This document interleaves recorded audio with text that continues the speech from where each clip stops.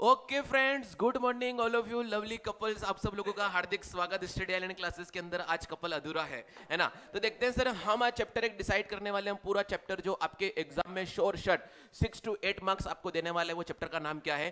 Cash flow statement, जिसको प्यार से हम क्या बोलते हैं? CFS। सर जैसे ही कैश फ्लो स्टेटमेंट को हम पढ़ते हैं तो सबसे पहले हमें समझना पड़ेगा कि ये सर हमारी जिंदगी में है क्यों, ये कंपलसरी क्यों है।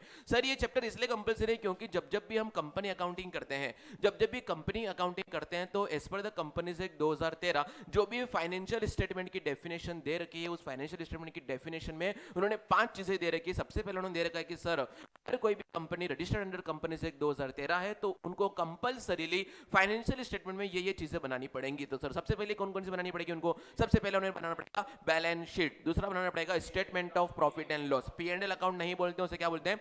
Statement of profit and loss. क्या बोलते हैं? Statement of profit and loss. And sir फिर थर्ड को बोलते हैं कैश फ्लो स्टेटमेंट। क्या बोलते हैं? Cash flow statement. फोर्थ को बोलते हैं सर वो क्या? Statement of changes in equity. And fifth को बोलते हैं नोट्स टू द अकाउंट। इसका मतलब सर जो नोट्स टू द अकाउंट आप बना रहे थे कल तक शेयर डिबेंचर के चैप्टर में, वो भी part of the financial statement है, इसलिए वो कंपलसरी है, इसलिए मैंने उसको इंपॉर्टेंट मार्क करवाया था। वो एग्जाम में भी आ सकता है। बोलो क्लियर है दोस्तों? जरूर देख के जाना आप लोग। सेकंड बुक में शेयर डिबेंचर के नोट्स टू द अकाउंट सीधा के सीधा 3 से 4 नंबर का आपको देखने को मिल जाएगा, और बहुत ईजी, आप उसमें शॉर्ट शॉर्ट नंबर ला सकते हो। सबसे ईजी है, ना कोई कैलकुलेशन ना कुछ नहीं। अरे आप इतना तो कर सकते हो, authorised share capital issued, subscribe paid up, है ना, काम खत्म। चले सर, तो जैसे ही वहां पे पढ़ लिया कि कंपनीज एक्ट 2013 ने फाइनेंशियल स्टेटमेंट में 5 फाइनेंशियल स्टेटमेंट कंपलसरी कर रखे। कौन कौन से? Balance sheet, statement of P&L, cash flow statement, notes to account, statement of changes in equity. लेकिन आपके सीबीएसई बोर्ड ने स्टेटमेंट ऑफ चेंजेस इक्विटी का डिस्कशन नहीं कर रखा है, आपके लिए 4 ही बोल रखे। कौन कौन से? आपको नोट्स टू अकाउंट को मिला करके बैलेंस शीट, SPL और cash flow statement, cash flow statement ही आप लोगों को बोल रखा है। ओके, 4 लिखना है, 5 लिख दोगे तो भी चलेगा, क्योंकि कोई गलत नहीं कर रहा है, क्योंकि अपन एज पर द कंपनी से 2013 का रेफरेंस दे रहे हैं, कोई गलत नहीं करना है। एक सर सुनिए, तो सर क्या होगा जैसे ही कंपलसरी कर दिया है कंपनी से 2013 ने, तो इसलिए क्लास 12 में आप पढ़ते हो कंपनी अकाउंट। कंपनी अकाउंट पढ़ते हो तो वहां पे हमें कैश फ्लो स्टेटमेंट बनाने के क्वेश्चन भी आते हैं। तो सर हम आते हैं कैश फ्लो स्टेटमेंट के टॉपिक पे। जैसे ही कैश फ्लो स्टेटमेंट के टॉपिक पे आते हैं, तो सर ये हमारा एक फाइनेंशियल स्टेटमेंट होता है। अगर ये फाइनेंशियल स्टेटमेंट होता है तो इसका फॉर्मेट जो होता है वो गिवन है कंपनीज एक्ट 2013 के शेड्यूल नंबर 3 के पार्ट सी में। कहां दे रखा है? Schedule number 3 part C. मतलब सर उसके भी 3 पार्ट होते हैं। पार्ट ए होता है बैलेंस शीट का, पार्ट बी होता है स्टेटमेंट ऑफ P&L का, पार्ट सी होता है कैश फ्लो स्टेटमेंट का। बोलो क्लियर है सर? देखो cash flow statement 3 words, schedule 3 part C. लेकिन जब इसको बनाएंगे तो फॉर्मेट दिया है इसने, लेकिन मेथड और सारी कैलकुलेशन दी है एक सेपरेट अकाउंटिंग स्टैंडर्ड जिसका नाम है AS नंबर 3। तो कभी इस पे भी MCQ बन सकता है कि सर 2 ही AS से रिलेटेड MCQ आते हैं। एक तो इंटेंजिबल गुडविल पे कौन सा AS लगता है? AS 26, 36 AS कभी दुनिया में है ही नहीं, है ना सर। देखें 26 एंड सर होता है इस पे तुम्हारा कैश फ्लो स्टेटमेंट पे कौन सा लगता है? S2 इन्वेंट्री का, है ना। S3 लगता है तुम्हारा किस पे? कैश फ्लो स्टेटमेंट पे। बोलो क्लियर यहाँ पे? तो अब मैं जो कुछ बातें करूंगा वो शेड्यूल 3 और AS3 को मिला करके बात करूंगा। बोलो क्लियर है? जैसे हम AS3 में आते हैं, कैश फ्लो स्टेटमेंट बनाने आते हैं, तो सबसे पहले उसने बोला कि सर जब भी आप कैश फ्लो स्टेटमेंट बनाते हो तो आपको ये दिखाना होता है कि इस पूरे साल भर में ड्यूरिंग दिस ईयर कितना कैश का आना हुआ, कितना कैश का जाना हुआ। मतलब फ्लो मींस होता है सर इनफ्लो वर्सेस आउटफ्लो, है ना। तो कितना आना हुआ, कितना जाना हुआ। तो जैसे ही सर एक कंपनी के अंदर हम कैश का आना और जाना देखते हैं, तो एक कंपनी में कैश का आना और जाने के लिए टोटल 3 दरवाजे होते हैं। जैसे इस क्लासरूम में भी कितने दरवाजे हैं? 3 दरवाजे। तो वहां पर भी 3 तरह की एक्टिविटी से कैश आता जाता रहता है। दोस्तों उन तीनों एक्टिविटी को हम सबसे पहले समझ लेते हैं, फिर मेथड्स ऑफ CFA समझते हैं, देन हम स्टार्ट करते हैं आगे की कहानी। ओके सर, देखिए सर, तो सर सबसे पहले आता है जैसे ही AS3 में आ गए, उसने बोला कि 3 टाइप्स ऑफ एक्टिविटी होती है जहां से cash inflow and cash outflow होता है। तो वो 3 एक्टिविटी कौन कौन सी थी सबसे पहले आपको बता दो सर। सबसे पहला होता है cash flow from operating activity, second होता है sir cash flow from investing activity, and sir third होता है क्या तुम्हारा? Cash flow from financing activity. मैं यहां पे लिख रहा हूं सर एक्टिविटीज कौन कौन सी होती है। सबसे पहला ऑपरेटिंग एक्टिविटी, दूसरा सर इन्वेस्टिंग एक्टिविटी, याद करने के लिए याद कर लेना सर, तीसरा होता है फाइनेंसिंग एक्टिविटी। सर समझ लेते पहले इसके बारे में, फिर क्लास को आगे बढ़ाते हैं। सर ऑपरेटिंग एक्टिविटी वो होती है जो बिजनेस की प्राइम बिजनेस एक्टिविटी से रिलेटेड होती है। सर ऑपरेटिंग एक्टिविटी मतलब होता है कि बिजनेस डायरेक्टली किसमें डील कर रहा है, वो उसका क्या है, ऑपरेटिंग एक्टिविटी। दूसरे भाषा में बोले तो सर प्राइम बिजनेस एक्टिविटी से रिलेटेड इनफ्लोज एंड आउटफ्लोज तुम्हारे कहां पे जाते हैं, ऑपरेटिंग के अंदर। लेट्स टेक एन एग्जांपल, जैसे सर आप लोगों ने आकर रेंट पे करा, part of operating. Okay, debtor से पैसा आया, पार्ट ऑफ ऑपरेटिंग, क्योंकि वो सेल परचेस से करने से है ना। लेकिन सर आपने रेंट रिसीव करा, तो वो आपका ऑपरेटिंग एक्टिविटी का पार्ट नहीं है। अगर मेरा काम ही रेंटल बिजनेस है, तो अगर रेंट रिसीव होता है तो तुम्हारा वो ऑपरेटिंग में जाएगा, है ना। अगर आप इन्वेस्टमेंट कंपनी हो तो, लेकिन एक ट्रेडिंग कंपनी है, उसको अगर कहीं से रेंट मिल जाता है, कमीशन मिल जाता है, तो वो क्या है, तुम्हारा अदर ऑपरेटिंग एक्टिविटी में है। बोलो क्लियर है? तो सर ऑपरेटिंग एक्टिविटी मतलब होता है prime business activity, day to day business activity में जो ट्रांजैक्शन या कैश इनफ्लो आउटफ्लो होते हैं, वो कौन सी एक्टिविटी में जाते हैं, ऑपरेटिंग एक्टिविटी में जाते हैं। सर जो आइटम,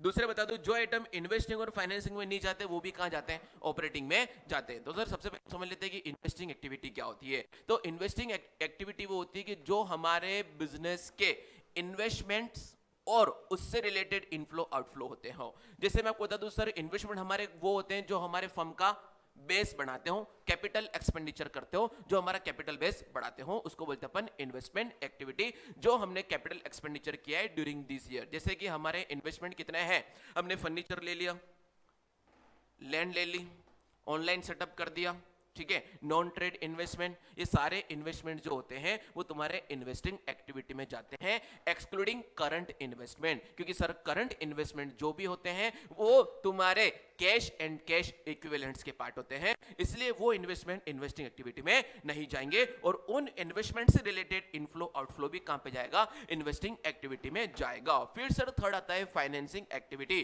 तो सर फाइनेंसिंग एक्टिविटी वो होती है जिससे हम बोरो करके आते हैं या जिससे हम कैपिटल के रूप में पैसा लेते हैं, मतलब वो भी एक तरह का कैपिटल बेस बनाता है इन टर्म्स ऑफ लायबिलिटी। वो होता है फाइनेंसिंग, जहां से बिजनेस को फाइनेंस होता है। क्या होता है, बिजनेस को फाइनेंस होता है। तो सर इसमें कौन कौन से आएंगे, या तो इक्विटी शेयर होल्डर या डिबेंचर, प्रेफरेंस शेयर होल्डर, ये सारी चीजें किसमें आएंगी, फाइनेंसिंग में। और उससे रिलेटेड सारे इनफ्लो एंड आउटफ्लो भी कहां पे आएंगे, फाइनेंसिंग एक्टिविटी में आएंगे। जैसे कि सर मैं आपको दो बातें पूछता हूं इसको डिफरेंशिएट करने के लिए इन्वेस्टिंग और फाइनेंसिंग में। जैसे बोल लो कि sir purchase of share, purchase of share कहां पे जाते हैं सर, इन्वेस्टिंग में जाएंगे। Very good, nice answer. लेकिन issue of share, financing. Sir purchase of share मतलब मैंने किसी कंपनी के शेयर परचेज करे, मतलब मेरा वो इन्वेस्टमेंट है ना। लेकिन मैं अगर शेयर इशू करूंगा, मतलब क्या है कि मैं फाइनेंस दे रहा हूं लोगों को, मुझे फाइनेंस करना है। मैं शेयर इशू कब करता हूं, ताकि लोग मुझे क्या दे, पैसा दे। बोलो क्लियर है दोस्तों, पूरा डिफरेंशिएट कर पाओगे। फिर सर सेकंड एग्जांपल देता हूं कि सर इंटरेस्ट अगर पेड है, बोलो कहां जाएगा,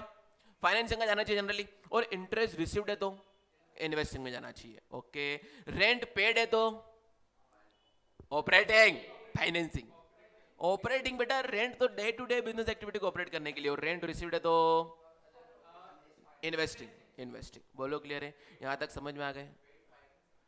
हाँ, पेड ऑपरेटिंग में, फाइनेंसिंग में कैसे, तू किससे मतलब फाइनेंस पे रेंट दे रहा है क्या, मतलब क्या समझ कैसे रहे हो, रेंट पेड फाइनेंसिंग में कैसे जा सकता है, नहीं जा सकता। ओके, मतलब ऐसा तो नहीं कि बैंक से लोन लेके बैंक को रेंट दे रहा हूँ है ना, ऐसा नहीं होता, वो इंटरेस्ट देना पड़ता है भाई। चले सर सुने, आगे बढ़े। डेप्रिसिएशन किधर जाएगा रे, नॉन कैश आइटम है, सबसे पहला ध्यान रखना।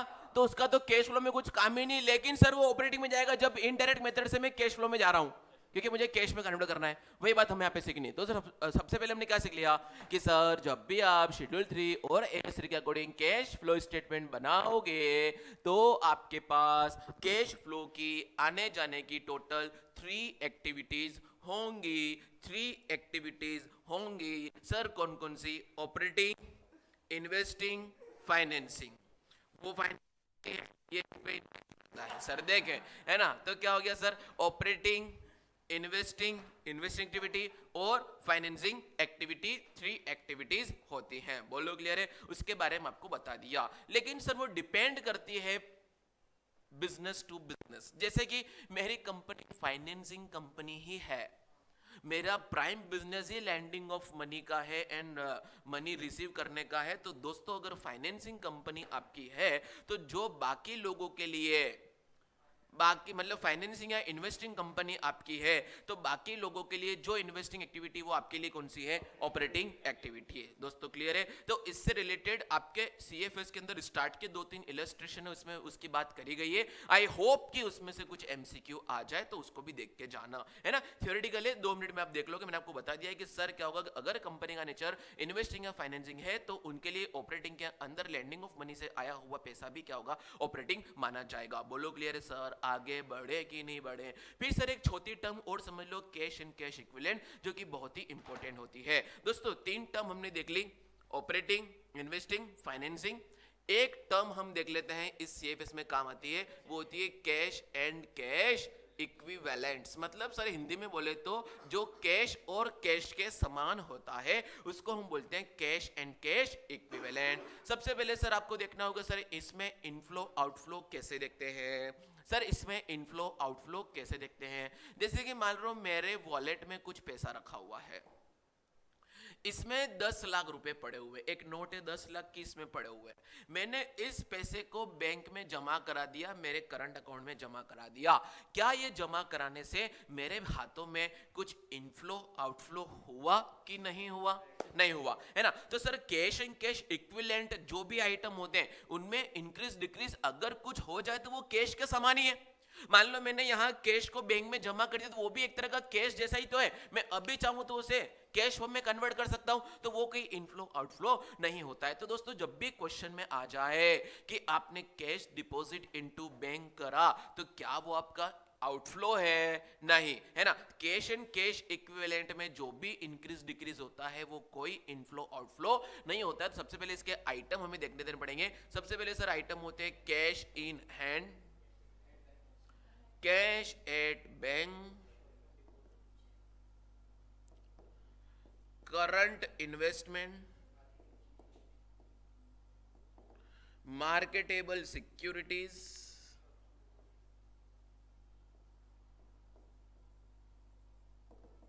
करंट को बोल दो शॉर्ट टर्म इन्वेस्टमेंट भी चलेगा। बोलो क्लियर है सर? क्या क्या हो गया, क्या क्या हो गया? Cash in hand, cash at bank, marketable securities, current investment, short term investment.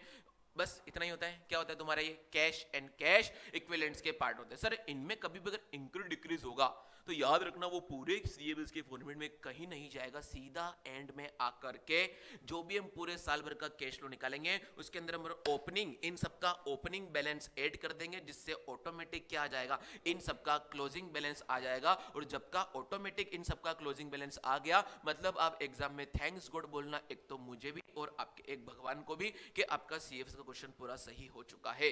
Dissolution और सीएफएस एक 2 चैप्टर ऐसे हैं जिसमें आप पता लगा सकते हो कि आपने सही सॉल्यूशन किया है कि नहीं किया है। तो सीएफएस में सर अगर आपने फ्लो के अंदर ओपनिंग फ्लो जोड़ा और इससे टोटल अगर क्लोजिंग आ गया, इसका मतलब आपने सीएफएस का क्वेश्चन कैसा करा है, सही करा है। बोलो क्लियर है सर? आगे बढ़ जाए तो कैश एंड कैश इक्विवेलेंट भी देख लिया।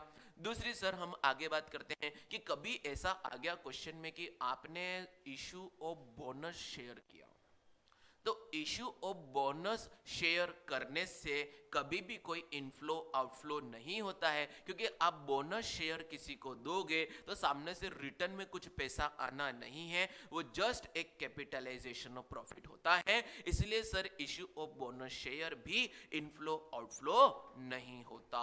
बोलो क्लियर है? जो जो की पॉइंट्स बता रहा हूं ध्यान रखना, वो सर एमसीक्यू में भी आ सकते हैं, बड़े क्वेश्चन में भी आ सकते हैं, जो मैं आपको समझा रहा हूं। डन? आगे बढ़ जाऊं सर?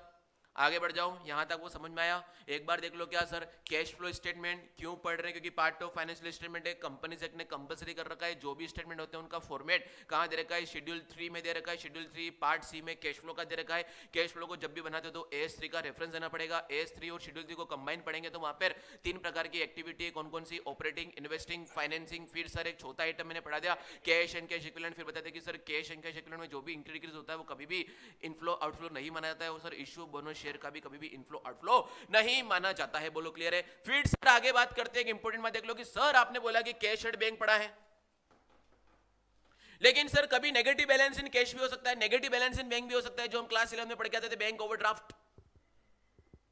नेगेटिव बैलेंस इन बैंक भी हो सकता है सर। अभी कैश एट बैंक है, मतलब ये होता है कि ये पॉजिटिव बैलेंस इन बैंक है, तो आपने उसको कहाँ डाल दिया, कैश एंड कैश इक्विवेलेंट में। लेकिन सर नेगेटिव बैलेंस इन बैंक को हम क्या बोलते हैं, बैंक ओवरड्राफ्ट। क्या बोलते हैं बच्चों, बैंक ओवरड्राफ्ट। तो दोस्तों मैंने आपको जितने आइटम यहाँ पे लिखे हैं वही कैश एंड कैश इक्विवेलेंट के आइटम है।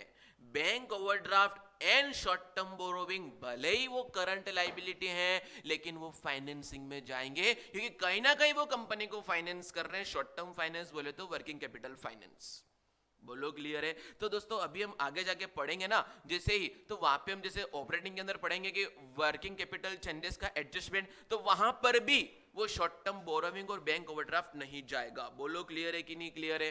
क्लियर है दोस्तों, क्या बोला मैंने, शॉर्ट टर्म बोरोविंग और bank overdraft always goes to the financing activity. बोलो क्लियर है। जो जो मैं पॉइंट बता रहा हूं खाली उसको याद करना है, एक बार और ये वीडियो देख लेना, बस उसी को लेकर जाना और क्वेश्चन पेल देना, आपको सीएफएस में कोई नंबर नहीं काट सकता। बोलो क्लियर है कि नहीं। आगे बढ़े सर, डन। उसके आगे जैसे ही जंप करते हैं तो हमारा मुद्दा हम जैसे ही आगे बढ़ाते हैं तो S3 के अकॉर्डिंग हमको कैश फ्लो की दो मेथड दे गई है। कितनी मेथड दे गई है, दो मेथड दे गई है। कितने बजे तक चैटिंग चलती है बेटा रात को, डायरेक्ट मेथड, इनडायरेक्ट मेथड। बेटा कितनी बजे तक चैटिंग चलती है रात को, ओ बेटा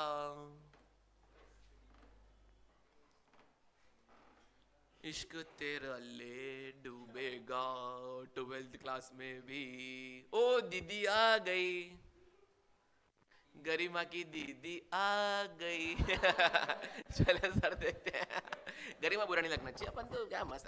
आज का दिन लास्ट है अकाउंट वाले सर के साथ, फिर तो पता नहीं ओनली सीए वाले मिलेंगे, है ना। सीयूटी करोगे तो आप लोग, मुझे लगता नहीं कि वो अकाउंट को बीएस करोगे। अगर एसआईसी के हो तो नहीं करने की जरूरत ही नहीं आप लोगों को, है ना। तो कोई दिक्कत वाली बात ही नहीं है। मिलते हैं अपन फिर कभी, हंसते खेलते कहीं मिलेंगे। तो चले सर आगे बढ़ते हैं, जैसे पार्टी दे देंगे। चलो एस थ्री के अकॉर्डिंग सीएफएस की सर दो मेथड होती हैं। कौन कौन सी सर, डायरेक्ट और इनडायरेक्ट मेथड। डायरेक्ट मेथड वो होती है जहां पर सर कैश की इंफॉर्मेशन डायरेक्टली अवेलेबल होंगी, तो मैं कैश फ्लो स्टेटमेंट भी डायरेक्ट बना दूंगा। वहां में भी तीन एक्टिविटी है, ऑपरेटिंग, इन्वेस्टिंग, फाइनेंसिंग। तो वहां पे सर ऑपरेटिंग में कैसे आएगा, cash received from debtor, cash paid to creditor, cash sales, rent paid, ये सारे डायरेक्टली इंफॉर्मेशन अवेलेबल होंगी, तो मैं ऑपरेटिंग एक्टिविटी बना लूंगा, फिर इन्वेस्टिंग और फाइनेंसिंग कर दूंगा। इतना सा सिंपल था। सीबीएसई बोर्ड सिंपल है क्या, नहीं। तो सर डायरेक्ट मेथड आपके सिलेबस में नहीं है, वो सिर्फ एमपी बोर्ड में है ना, और आईसीएसई बोर्ड में है। सीबीएसई बोर्ड में डायरेक्ट मेथड नहीं है। तो सर हमें क्या पढ़ना है, डिफिकल्ट वाली मेथड, जिसका नाम क्या है, इनडायरेक्ट मेथड। इनडायरेक्ट मेथड वो होती है सर जहां पर कैश की इंफॉर्मेशन डायरेक्टली अवेलेबल ना हो, उसमें हम कौन सी मेथड अप्लाई करेंगे, इनडायरेक्ट मेथड। सर जहां पर हमारे कैश की इंफॉर्मेशन डायरेक्टली अवेलेबल ना हो तो हम क्या करेंगे सर, इनडायरेक्ट मेथड को फॉलो कर लेंगे। इनडायरेक्ट मेथड को फॉलो करेंगे।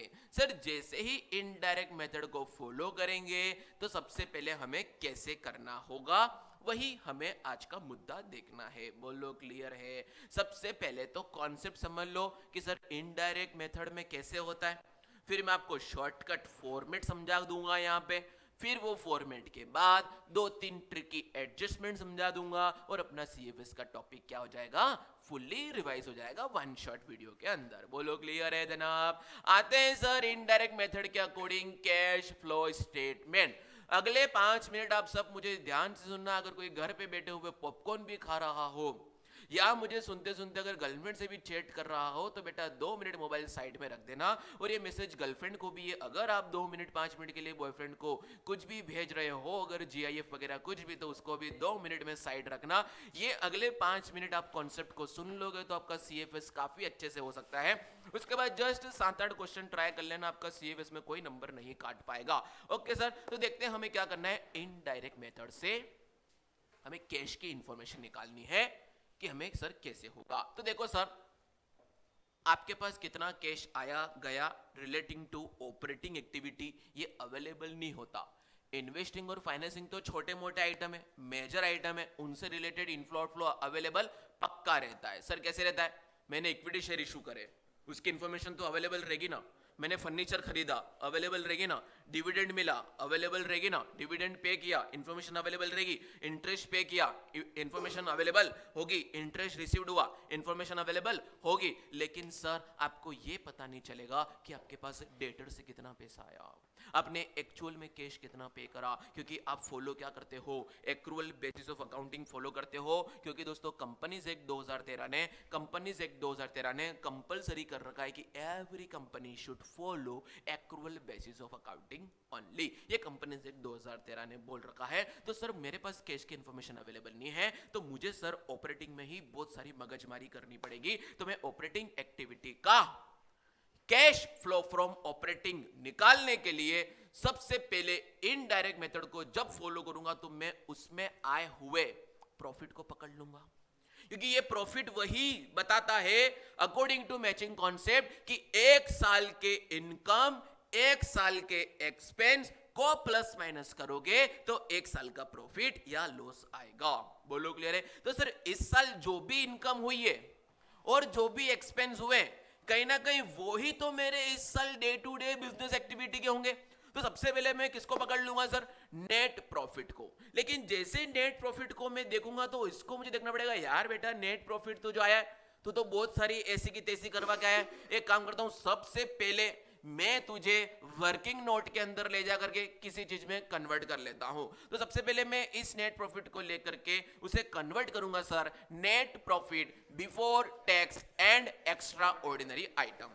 क्योंकि सर जब भी आप पीएनएल स्टेटमेंट ऑफ पीएनएल बनाते हो कंपनीज एक्ट का, तो यहां पे जैसे आता है सर प्रॉफिट आफ्टर टैक्स, इससे पहले टैक्स माइनस होता है तो होता है प्रॉफिट बिफोर टैक्स। उसके अंदर फिर आप क्या करते हो सर? इसके बाद आप क्या करते हो सर? डिविडेंड वगैरह बांट देते हो, क्योंकि अप्रोप्रिएशन में जाता है। फिर सर क्या करते हो? एक्स्ट्रा ऑर्डिनरी आइटम से रिलेटेड प्लस माइनस करते हो। सर क्यों करते हैं एक्स्ट्रा ऑर्डिनरी आइटम से रिलेटेड? ताकि हमारे जो यूजर है, वो कंपनी के बहुत सारे यूजर है, उनको पहले ये डिफरेंशिएट हो जाए कि अगर ये आइटम नहीं होते तो आपका प्रॉफिट कितना होता, अगर आप डिविडेंड नहीं बांटते तो प्रॉफिट कितना होता, टैक्स पे नहीं करते तो प्रॉफिट कितना होता। इसलिए स्टेप वाइज प्रॉफिट दिखाया जाता है कंपनीज एक्ट 2013 के अंदर। तो सर हमें जो इनडायरेक्ट मेथड से निकालना है कैश की इंफॉर्मेशन, तो सबसे पहले हमें वो प्रॉफिट को पकड़ना है जो हमारे लिए कौन सा हो? Net profit before tax and extraordinary item. तो सर नेट प्रॉफिट हमने जो कुछ भी कमाया है वो हमने ये कमाया होगा और हमको अवेलेबल ये होगा। बोलो क्लियर है? तो मैं क्या करूंगा? Net profit before extraordinary item, dividend and tax अपन क्या करेंगे? निकाल देंगे, जिसको शॉर्ट में क्या बोलते हैं? Net profit before tax and extraordinary item. उसको मैं पहले पकड़ लूंगा। आ गया बेटा net profit before tax and net profit before tax and extraordinary item कैसे निकलेगा? आ जाओ थोड़ा हटके सीख लेते हैं sir. Net profit before tax and extraordinary item कैसे निकलेगा? या तो सीधा क्वेश्चन में दे रखेंगे, लेकिन क्वेश्चन इतना सीधा होता नहीं। क्वेश्चन कौन होता है दोस्तों? कमीना होता है, और उस कमीने के अपन कौन है? ओके देखें सर, है ना, अपन भी कमीना स्क्वायर है, डबल है ना। तो देखिए सर जो क्वेश्चन आने वाला होता है वो पहले ही बता देते हैं। सर सुनिए, अगर net profit before tax and extraordinary item simple given है, यूज कर लो। लेकिन अगर गिवन नहीं है तो मुझे उसको निकालना पड़ेगा। वो जो कुछ निकालोगे वो वर्किंग नोट से निकालोगे। सर तो कैसे देखेंगे? हम बैलेंस शीट देखेंगे।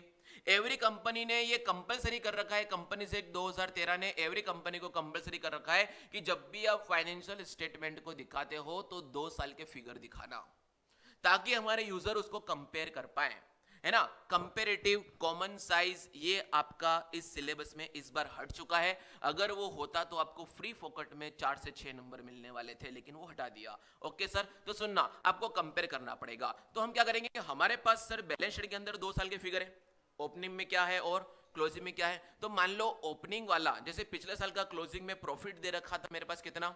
1 लाख रुपए का, और अभी क्लोजिंग में जो सरप्लस दे रखा है, surplus that is balance in P and L, वो 3 लाख का है। तो बताओ ओपनिंग में 1 लाख का प्रॉफिट था, क्लोजिंग में 3 लाख का प्रॉफिट हो गया। पूरे साल भर कितना प्रॉफिट कमाया? 2 लाख कमाया, वो मैं यूज कर लूंगा। फिर उस 2 लाख में मैं देखूंगा कि कोई ट्रांसफर टू रिजर्व तो नहीं है। अगर ट्रांसपोर्ट रिजर्व है उसको भी क्या कर दूंगा, ऐड कर दूंगा। सर कोई डिविडेंड तो मैंने डिक्लेयर नहीं करा है, अगर डिविडेंड डिक्लेयर किया तो वो माइनस हो गया था, उसे भी क्या कर दूंगा, प्लस कर दूंगा। सर कोई इंटरिम डिविडेंड तो नहीं दे दिया है, वो भी प्लस कर दूंगा। बोलो क्लियर है। सर कोई इनकम टैक्स रिफंड तो नहीं मिल गया है, वो मैं ऐड कर दूंगा। सर तो टैक्स इस साल पीएनएल में डाला है। सर आप जो यहाँ पे टैक्स माइनस कर रहे हो वो tax made during the year है, या बोले तो प्रोवाइडेड ड्यूरिंग द ईयर है। आपने इस साल पे कितना करा वो मैटर नहीं करता है सर, पे कौन सा करोगे, पे हम इस साल वो करेंगे जो पिछले साल का टैक्स था, क्योंकि कंपनीज एक्ट में असेसमेंट ईयर प्रीवियस ईयर अलग अलग चलता है दोस्तों। इस साल में जो टैक्स पे करूंगा वो पिछले साल का होता है, लेकिन इस साल के पीएनएल में जो टैक्स डालूंगा वो इस साल का होता है।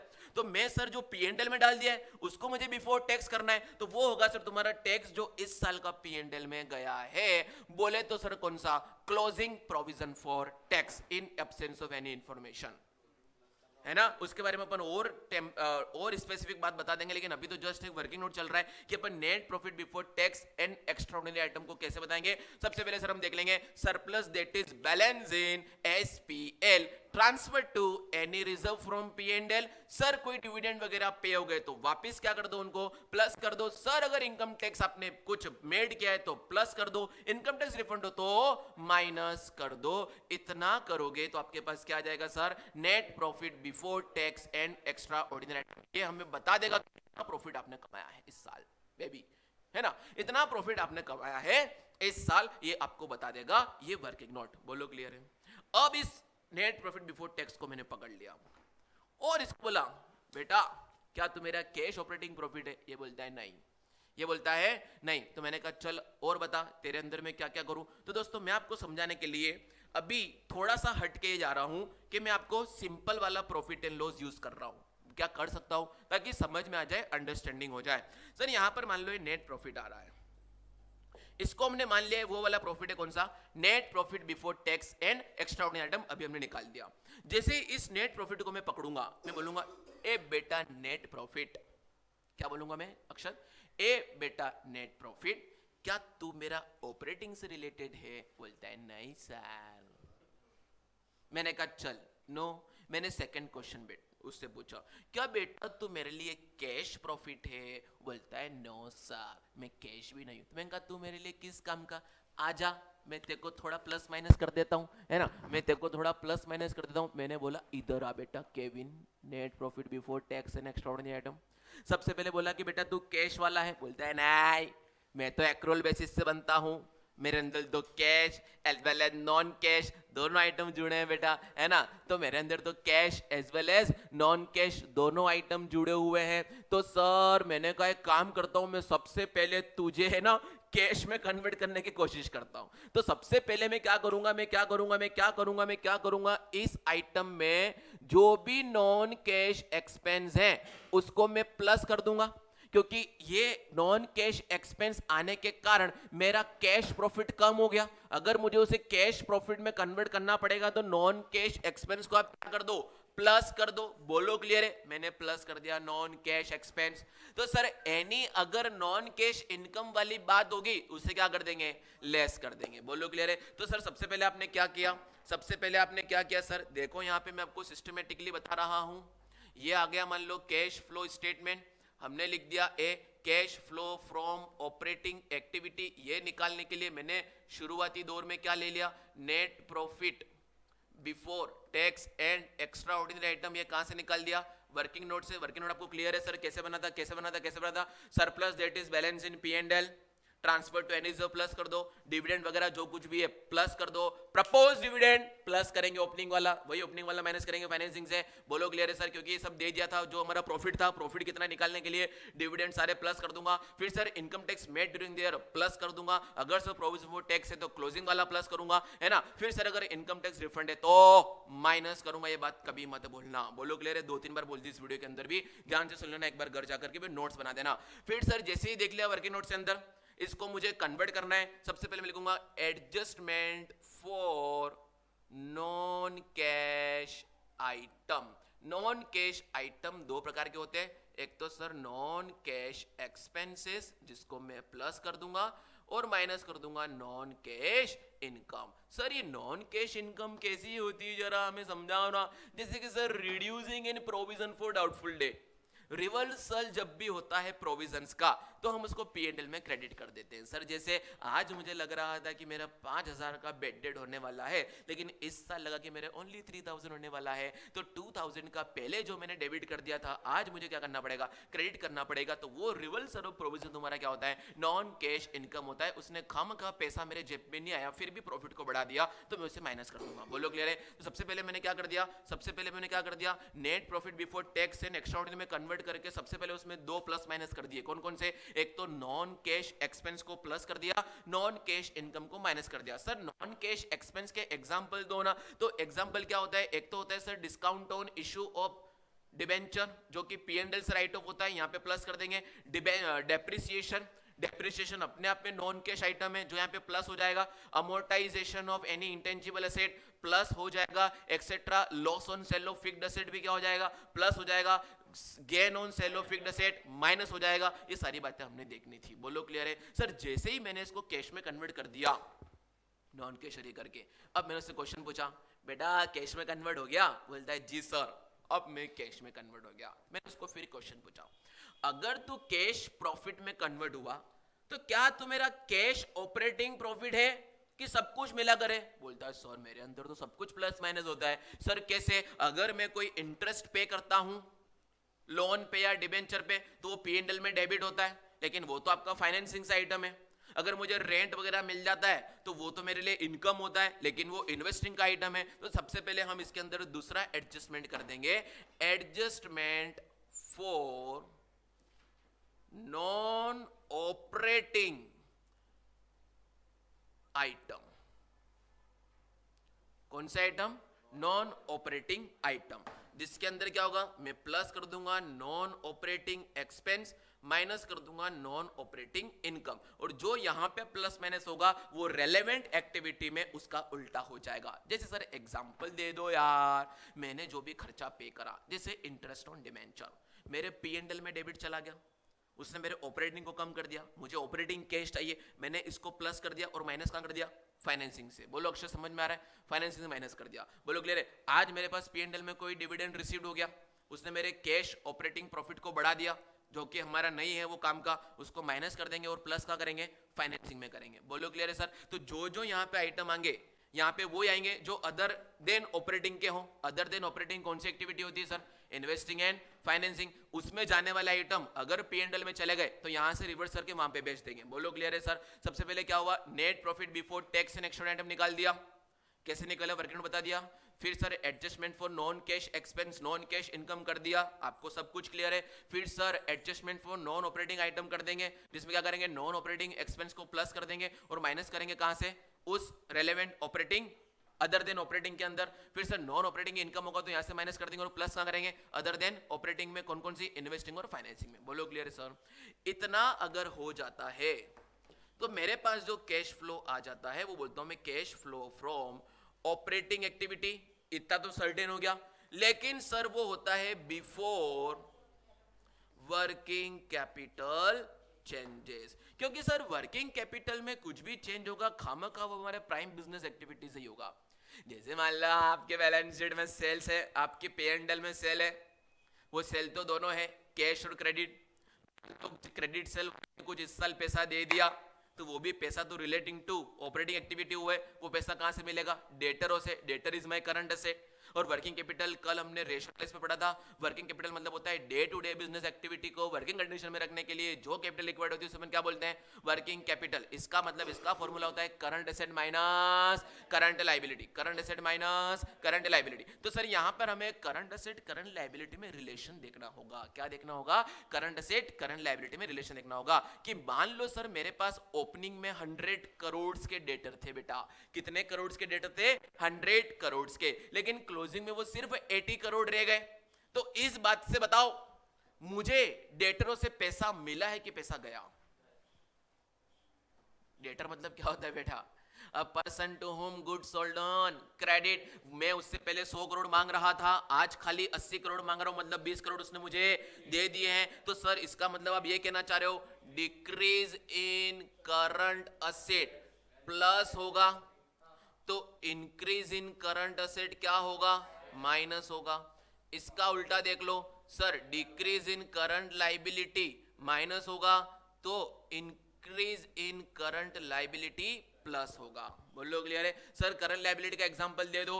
मान लो हमारे पास क्रेडिटर था पहले कितने का, 100 रुपए का, आज वो खाली 80 का रह गया है, इसका मतलब मैंने पेमेंट कर दिया है। तो डिक्रीज इन करंट लायबिलिटी क्या होगा, माइनस होगा, जो कि आपका ऑपरेटिंग से रिलेटेड होता है। सर सुनिएगा, ऑपरेटिंग से रिलेटेड मतलब आपने क्या बोला sir, all current asset current liability.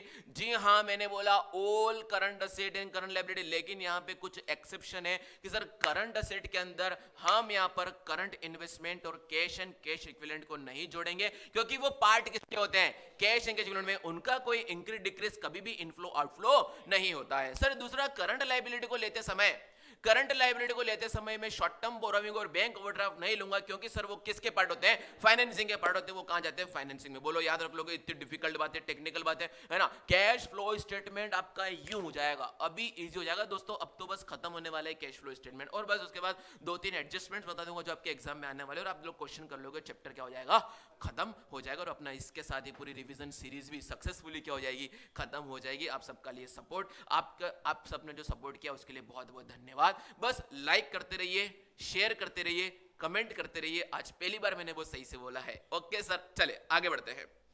क्या हो गया, इतना करने से मुझे अब पता चल गया कि अब मेरे पास जो cash flow from operating activity आ गया है, उसमें वर्किंग कैपिटल भी हो गया है, लेकिन सर उसमें टैक्स तो माइनस हुआ ही नहीं है, और extraordinary item relating to operating activity भी माइनस या प्लस नहीं हुआ है। तो सर यहां पर हम क्या करेंगे, अब जो इनकम टैक्स पे किया है, जो इनकम टैक्स पेड किया है ड्यूरिंग दिस ईयर, माइनस कर देंगे इसके बाद, और extraordinary item relating to operating activity क्या कर देंगे, माइनस कर देंगे, जिससे तुम्हारे पास परफेक्टली क्या आ जाएगा, cash flow from operating activity. Okay sir, चले आगे बढ़ते हैं।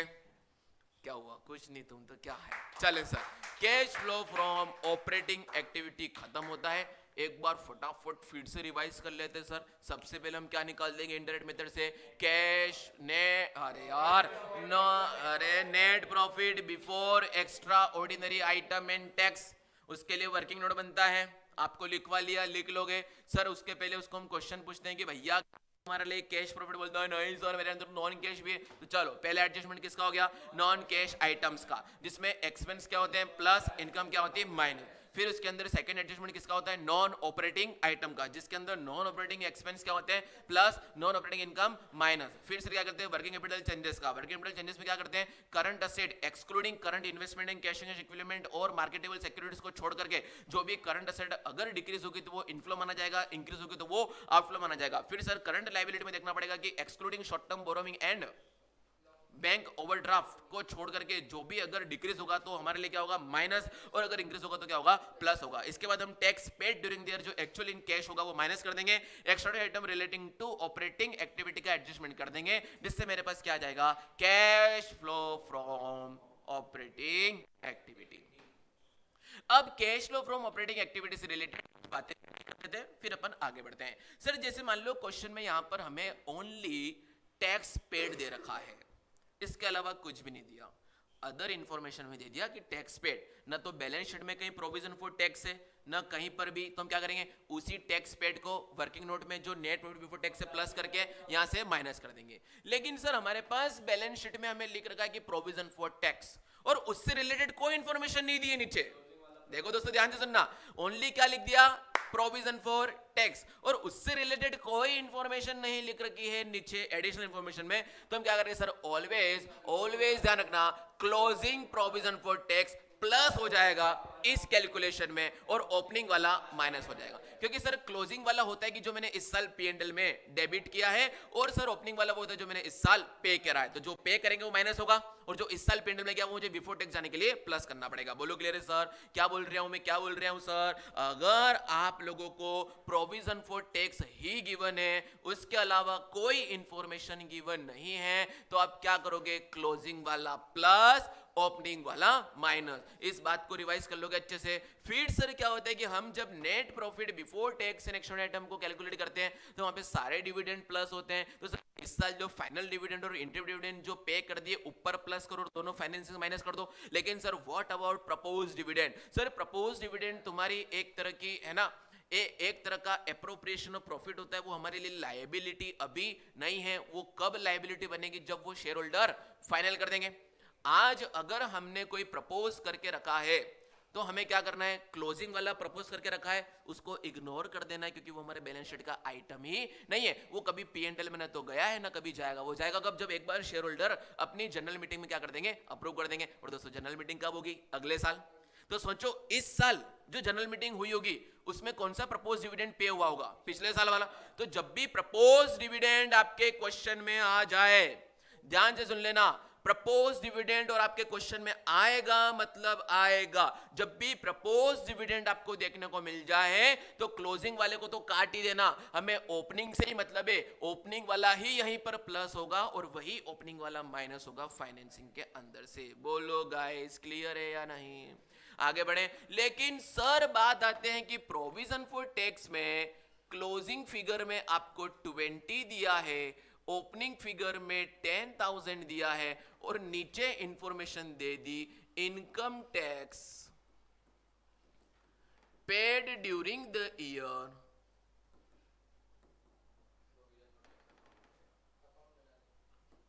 12,000 रुपीज। सर अगर कोई प्रोविजन फॉर टैक्स के रिलेटेड अगर नीचे एडिशनल इंफॉर्मेशन में कोई इंफॉर्मेशन दे दी जाती है तो आपको देखना पड़ेगा वो इंफॉर्मेशन दी कौन सी है। अगर उसने पेड की इंफॉर्मेशन दी है तो मुझे इनकम टैक्स प्रोवाइडेड निकालना पड़ेगा, और अगर प्रोवाइडेड दिया है तो मुझे पेड निकालना पड़ेगा। और वो निकालने के लिए आपको वर्किंग नोट में प्रोविजन फॉर टैक्स अकाउंट बनाना पड़ेगा। तो सर देखते हैं प्रोविजन फॉर टैक्स अकाउंट कैसे बनता है। मैं यहाँ पे ड्राफ्ट कर रहा हूं प्रोविजन फॉर टैक्स अकाउंट। चूंकि ये लाइबिलिटी नेचर का होता है तो ओपनिंग बैलेंस क्रेडिट साइड होगा कितने का? 10,000 का। क्लोजिंग बैलेंस होगा डेबिट साइड CD वाला। ये तो समझा दिया मैंने आप लोगों को, उतार लिया वहां से। अब सर यहाँ पे पेड है। पेड है मतलब लाइबिलिटी कम हो रही है कि बढ़ रही है? कम हो रही है। पेड है मतलब क्या हो रहा है? कम हो रहा है। तो इसको क्या करेंगे? पेड। पेड ऑलवेज कहां जाता है? Debit side. तो क्रेडिट साइड क्या जाएगा? प्रोवाइडेड। कि इस साल कितना बनाया? बोलो क्लियर है सर? तो कितना बनाएंगे अपन इस साल? 22,000। तो सर जो प्रोवाइडेड होगा,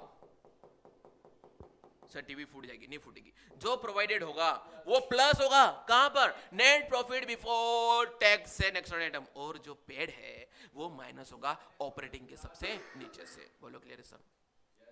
प्रोविजन फॉर टैक्स एक बार बता दे रहा हूं, कोई डाउट है लोगों को इससे पहले? है ना?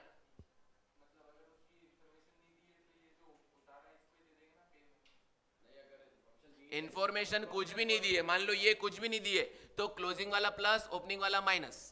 प्लस कहां से होता है? नेट प्रॉफिट बिफोर टैक्स में। लेकिन तभी हो रहा जब इन्फॉर्मेशन दे दी। अगर पेड दिया तो प्रोवाइड निकालेंगे, प्रोवाइड दिया तो पेड निकालेंगे। वो निकलेगा प्रोविजन फॉर टैक्स की अकॉर्डिंग के अकाउंट के मदद से। उसमें क्या होता है? ओपनिंग प्रोविजन इधर, क्लोजिंग इधर, पेड इधर, प्रोवाइडेड इधर। चलो बोल के बता दो, opening provision, closing provision, provided और पेड। बोलो।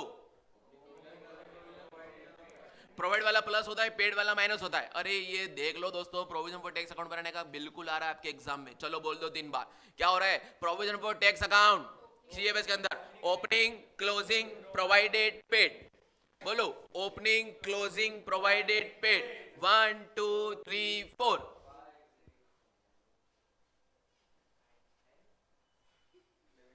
डांस थोड़ी करना है यहाँ पे। क्या बोल रहा हूं मैं? Provision for tax account, opening provision, closing provision, provided, paid. Provide वाला प्लस होता है, पेड वाला माइनस होता है। प्रपोज डिविडेंड कौन सा कंसीडर करते हैं सर? सिर्फ ओपनिंग वाला ही प्लस होगा, ओपनिंग वाला ही माइनस होगा। बोलो क्लियर है सर? आगे बढ़ जाए यहां तक। फिर सर एक इंफॉर्मेशन आती है कि सर हमें क्वेश्चन में अगर गिवन नहीं है कि एडिशनल सिक्योरिटीज हमने कब इशू करी है। अगर आपके डिबेंचर या कोई शेयर या प्रेफरेंस शेयर पे डिविडेंड या इंटरेस्ट वाली बात आती है, उसमें कुछ गिवन नहीं कि जो एडिशन हुआ है वो कब हुआ है, तो हम ऑलवेज अज्यूम करते हैं ये 31 मार्च को हुआ होगा, क्लोजिंग डेट पे हुआ होगा, जिससे कि क्या इंपैक्ट आएगा, जो भी इंटरेस्ट और डिविडेंड पे होगा या रिसीव होगा वो कब होगा, ओपनिंग वाले फिगर पे होगा। बोलो क्लियर है? इससे रिलेटेड क्वेश्चन भी है, आप लोग कर लोगे। अब सर आगे बात आती है एक और एडजस्टमेंट की, जो कि लास्ट एडजस्टमेंट होता है डेप्रिसिएशन का। किसका होता है? डेप्रिसिएशन का। क्योंकि सर डेप्रिसिएशन का इंपैक्ट कहां कहां जाता है? देखो, depreciation related to fixed asset, amortization relating to fixed asset जो वाली इंटेंजिबल होती है। तो सर उससे रिलेटेड जो भी बैलेंस होगा ओपनिंग क्लोजिंग, उसमें देखना पड़ेगा कि एक तो सेल परचेज कितना है, सेल परचेज है तो उससे रिलेटेड प्रॉफिट लॉस कितना है, अगर वो सब है तो देखना पड़ेगा डेप्रिसिएशन कितना है ड्यूरिंग द ईयर। डेप्रिसिएशन होगा तो हमारा ऑपरेटिंग में प्लस होता है नॉन कैश के अंदर, कुछ सेल किया और लॉस आ गया तो वो भी प्लस होता है नॉन कैश के अंदर, कुछ सेल करा और प्रॉफिट हुआ तो वो वहां से माइनस होता है, कुछ परचेज सेल होता है तो वो इन्वेस्टिंग में जाता है। इतनी सारी बातें होती है। इसलिए दोस्तों ये जो होता है डेप्रिसिएशन वाला ट्रीटमेंट वो थोड़ा इंपॉर्टेंट होता है, लेकिन कोई दिक्कत वाली बात नहीं है। आप सब लोग 11th पास करके आए हो तो उसके अंदर आप लोगों के हो जाना चाहिए। बोलो, ये वीडियो अभी बन गई है 41 मिनट की, क्या करें? एक साथ ही चलने दे कि स्टॉप करें? दिशांत क्या कहना चाह रहे? पार्ट 2 बनाऊं कि क्या करूं? बोलो, बना दें पार्ट 2 के एक ही पार्ट में जाने देवे? एक ही में जाना, हाँ एक में ज्यादा मजा आएगा, है ना? चले सर, तो देखते हैं। लाइट नहीं जाएगी, नहीं जाएगी ऐसा मुझे लग रहा है, लेकिन देखो बच्चों चल ही नहीं जाए, है ना? नहीं तो पूरा दिक्कत हो जाएगी। सर देखें, फटाफट देख लो। गरीब माँ है ना, अभी नहीं पूछू पता चला मुझे बोल दे कुछ, है ना? वो गरीब माँ है बेटा। देखें सर, मान लो आपके पास क्लोजिंग में कोई असेट है, ओपनिंग में कोई असेट है। क्लोजिंग में कोई असेट है वो 5 लाख की है, ओपनिंग में कोई असेट है वो 3 लाख की है। अभी तक कोई दिक्कत नहीं थी। यहां पे लिख दिया accumulated depreciation. Sir accumulated depreciation मतलब होता है कि अभी तक का इकट्ठा डेप्रिसिएशन, इसका दूसरा नाम होता है प्रोविजन फॉर डेप्रिसिएशन भी। यहां पर था सर ये 30,000 का, यहां पर है सर ये 50,000 का, जिसको यूं करके दिखाते हैं और नेट दिखाते हैं 4,50,000 और 2,70,000। बस इतना ही बोला, उसके अलावा कोई सेल परचेस नहीं है। अगर सेल परचेस नहीं है दोस्तों तो हमें डेप्रिसिएशन और फिक्स्ड एसेट अकाउंट बनाने की जरूरत भी नहीं है। अगर कोई सेल नहीं है, कोई सेल नहीं है तो हम क्या मानेंगे? ये जो 2 लाख से बड़ा है वो सिंपल क्या है? परचेज है। तो क्या होगा सर? ये परचेजेस आउटफ्लो अंडर इन्वेस्टिंग हो जाएगा। और सर जो डेप्रिसिएशन इन दोनों का डिफरेंस है वो कितना है सर? 20,000 है। तो वो 20,000 का डेप्रिसिएशन मैंने क्या करोगा? इस साल P&L में डेबिट कर दिया होगा। बोलो क्लियर है सर? सर ये डिफरेंस क्यों होता है? क्योंकि सर जब भी अक्यूमुलेटेड डेप्रिसिएशन होता है तो वो क्या होता है? इन दोनों का डिफरेंस कैरी करके चलता है। अक्यूमुलेट मतलब क्या होता है? अक्यूमुलेशन है, वो साथ में जोड़ के आ रहा है। तो इस 50 में 30 भी इंक्लूड है। तो सर इस साल कितना बढ़ाया होगा मैंने? सिर्फ 20,000। बोलो क्लियर है? आई थिंक इसको सर 80,000 होना चाहिए था, तो इस 5 लाख पे डिफरेंस कवर हो जाएगा, है ना? 80,000 है मतलब पहले 30 था, अब 80 है, तो मुझे 80 जोड़ना है नॉन कैश के अंदर की 50 जोड़ना है। 50 उन दोनों का डिफरेंस अगर एक्यूमुलेटेड होता है तो। अगर सर सिंपल डेप्रिसिएशन होगा तो मुझे सिर्फ क्लोजिंग वाला ऐड कर देना है। बोलो समझ में आया? सिंपल डेप्रिसिएशन होगा तो वो बोलता है कि इस साल कितना है, अक्यूमुलेटेड डेप्रिसिएशन होता है तो बोलता है कि अभी तक का कितना है। बोलो क्लियर है सर? तो अगर सिंपल डेप्रिसिएशन माइनस होगा और क्वेश्चन में कुछ नहीं गिवन होगा तो सिंपल डेप्रिसिएशन क्लोजिंग वाला सीधा क्या हो जाएगा? प्लस हो जाएगा। लेकिन सर अगर अक्यूमुलेटेड डेप्रिसिएशन होगा तो उन दोनों का डिफरेंस निकाल के मुझे प्लस करना पड़ेगा नॉन कैश के अंदर, अगर कोई सेल परचेज की इंफॉर्मेशन ज्यादातर अवेलेबल नहीं होती है तो। लेकिन सर इंफॉर्मेशन अवेलेबल हो गई, इंफॉर्मेशन अवेलेबल हो गई कि sir during the year machine costing 1,60,000 sale 8 rupees 30,000 after using 2 years and rate of depreciation 20% per annum SLM method. WDV आ सकती है यहाँ पे, मैंने कौन सी डाली है? SLM डाली है। सबसे पहले आप बताओ इस सिचुएशन को सोल्व कैसे करेंगे। इस सिचुएशन को आपने अगर सोल्व कर दी, समझ ली, तो समझ जाना आपका CFS का ज्यादातर लोड सोल्व हो गया है ना। हाईएस्ट दे दिया है, इसका हाईएस्ट ये हो सकता है कि सर 20% SLM की जगह मैं क्या कर दूं? WDV। लेकिन WDV अभी मत देखो, वो कर लेना एग्जाम में अगर आएगा तो। SLM से देखो सर। सबसे पहले मैं आपको ओरली समझा देता हूँ। सर क्या हुआ देखो, इस साल हमने कोई 1 लाख की मशीनरी को बेचा है। क्या हुआ है ना? 1 लाख की मशीन को हमने बेचा है, जिसके ओरिजिनल कॉस्ट है 1 लाख रुपए। हमने कब खरीदी थी? 2 साल पहले, क्योंकि उसको 2 साल यूज करने के बाद हमने बेचा। तो 2 साल पे उसका डिप्रेशन कितना लगा होगा? 20% कितना लगा होगा? 40,000। 20,000 40,000। वो 40,000 डेप्रिसिएशन अभी तक कहां पे पड़ा होगा? अक्यूमुलेटेड डेप्रिसिएशन में पड़ा होगा, अक्यूमुलेटेड डेप्रिसिएशन पड़ा होगा।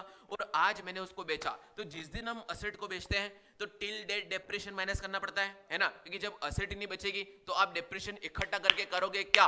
तो उस साल का डेप्रिसिएशन टोटल माइनस करना पड़ेगा। तो सर अभी तक 2 साल का डेप्रिसिएशन कितना यूज हो रहा था? 40,000। तो सबसे पहले मैं उस 1 लाख में से 40,000 डेप्रिसिएशन माइनस करूंगा, क्योंकि अब असेट तो बिक रही है, तो उसके हिसाब से मशीन की कॉस्ट आज कितनी होनी चाहिए? 60,000। लेकिन बेची कितने में? 40,000 में। लॉस कितना हुआ? 20,000 का। वो 20,000 पहले कहां डेबिट हुआ होगा? P&L में। तो अब सर क्या ट्रीटमेंट होगा? वो 20,000 का जो लॉस हमने निकाला है, वो लॉस हमें नॉन कैश एक्सपेंस के अंदर loss on sale of fixed asset में प्लस करना पड़ेगा। और अगर यहां पे प्रॉफिट होता तो वहां से माइनस करना पड़ता। और जो सेलिंग प्राइस आई है 40,000, वो मैं इन्वेस्टिंग में क्या करूंगा? प्लस करूंगा। अब मुझे कुछ नहीं करना, अब मुझे डेप्रिसिएशन निकालना है कि सर डेप्रिसिएशन का अमाउंट कितना होगा। तो सर देखते हैं डेप्रिसिएशन के अमाउंट से एक दो बातें और समझ में आएंगी। देखें सर यहाँ पे आते हैं। मान लो आपका ये मशीन अकाउंट है और मान लो आपका ये अक्यूमुलेटेड डेप्रिसिएशन अकाउंट है। मशीन अकाउंट में ओपनिंग फिगर कितने का था सर? 3 लाख का। क्लोजिंग फिगर कितने का है? 5 लाख का। उससे रिलेटेड मैं थोड़ा सा सीक्वेंस चेंज कर रहा हूं सर। अभी तक का तुम्हारे पास जो अक्यूमुलेटेड डेप्रिसिएशन था वो एक तरह का लाइबिलिटी होता है सर, है ना। प्रोविजन फॉर डेप्रिसिएशन लाइबिलिटी होता है। तो आपका है ना, आपका अभी तक डेप्रिसिएशन था कितना? 60,000। और क्लोजिंग में कितना लिख रखा है? 1 लाख। बोलो क्लियर है? आ गया समझ में? मतलब 1,60,000 है ना, 1,60,000 है क्लोजिंग प्रोविजन फॉर डेप्रिसिएशन। इतना फिगर उतार लिया। अब सर क्या करना है? असेट बिक रहा है, असेट बिक रहा है। जिस दिन असेट बिक जाएगा तो इसमें उपस्थित उसका अभी तक का डेप्रिसिएशन क्या करूंगा मैं? डेबिट कर दूंगा। तो यहां पे क्या हो जाएगा सर? 40,000 डेबिट हो जाएगा। और वो 40,000 यहां पे क्या हो जाएगा? क्रेडिट हो जाएगा, क्योंकि उसकी एसेट की वैल्यू हो गई। फिर सर सेलिंग प्राइस आ जाएगी 40,000। इससे 20,000 क्या आ जाएगा? लॉस। बोलो क्लियर है? इससे सर अब जो बैलेंस आएगा देखना, 3 लाख की था, 1 लाख चला गया, 2 लाख बचे कितने? 5 लाख। बैलेंस आएगा जो 3 लाख, वो तुम्हारी परचेज ऑफ न्यू असेट आ जाएगा, जो आउटफ्लो अंडर इन्वेस्टिंग माना जाएगा। फिर यहां पे सर डिफरेंस देखेंगे तो डेप्रिसिएशन आएगा। सर कितना ये हो गया? 2 लाख। 2 में से 60 गए, बचे कितने? 1,40,000। वो इस साल का डेप्रिसिएशन होगा, जो कि नॉन कैश आइटम के अंदर ऑपरेटिंग में जाके प्लस हो जाएगा। बोलो क्लियर है सर? इतनी सारी बातें हैं, लेकिन सर जस्ट 2 मिनट मैंने कवर करी है। मैं ये मान के चल रहा हूं आपने 11th बहुत अच्छे से करी है, और अगर नहीं भी करी है तो कॉन्सेप्ट मैंने एक बार बता दिया है। यहां पर रिवाइज मत करवाइए, घर पे जाकर के इस वीडियो को देख लेना और 2-4 क्वेश्चन प्रोविजन फॉर डेप्रिसिएशन के टिक कर लेना। दोस्तों प्रोविजन फॉर डेप्रिसिएशन रिलेटेड कल आपके एग्जाम में CFS में जरूर आएगा। 2 ही एडजस्टमेंट आएंगे, एक कंफर्म है उसके अंदर ये वाला, दूसरा मुझे जहां तक चांसेस लग रहे हैं प्रोविजन फॉर टैक्स का इस बार लग रहा है, अगर वो नहीं आता है तो प्रपोज डिविडेंड आ जाएगा।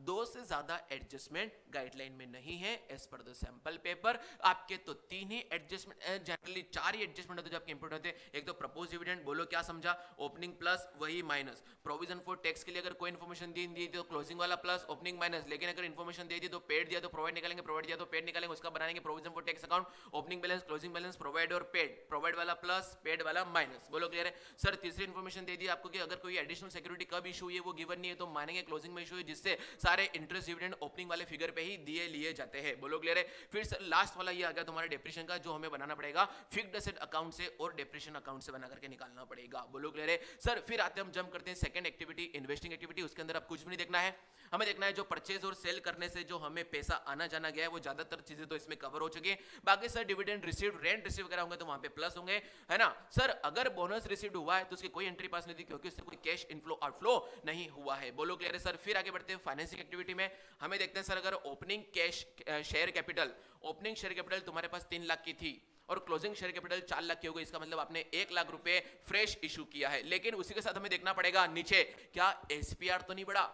अगर एसपीआर मान लो पहले 40 था अब 50 हो गया, मतलब ये 10,000 का एसपीआर जब भी बढ़ता है वो कब बढ़ता है? जब शेयर को प्रीमियम पे इशू करते हैं। तो सर जो 3 लाख से 4 लाख शेयर हो गए, 1 लाख जो मुझे शेयर कैपिटल बढ़ी उससे मुझे पैसा 1 लाख मिला होगा कि 1 लाख 10 मिला होगा? 1 लाख 10, क्योंकि प्रीमियम में 10,000 किस बात के बढ़े होंगे कि इस शेयर को मैंने प्रीमियम पे इशू किया होगा। ऐसा भी एक क्वेश्चन है इलस्ट्रेशन में, उसको देख के जाइएगा। और सर यहाँ पे डिवेंचर वगैरह सब, interest paid, short term borrowing, bank overdraft, ये सब फाइनेंसिंग में जाते हैं। फिर इन तीनों को मैं क्लब करूंगा, नेट करूंगा, उसके अंदर opening cash and cash equivalent जो मैंने सबसे पहले डिस्कस किए थे उसे मैं प्लस कर दूंगा, तुम्हारा क्या आ जाएगा? Closing cash and cash equivalent. और इसी के साथ आपका पूरा के पूरा major 100% detailing cash flow statement का रिवीजन कंप्लीट होता है। और यही इस रिवीजन सीरीज का लास्ट वीडियो होता है जो कि मैंने एक वीडियो में कवर किया है।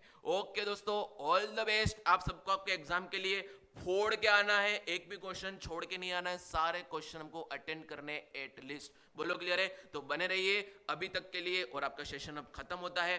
Bye bye bye bye bye bye.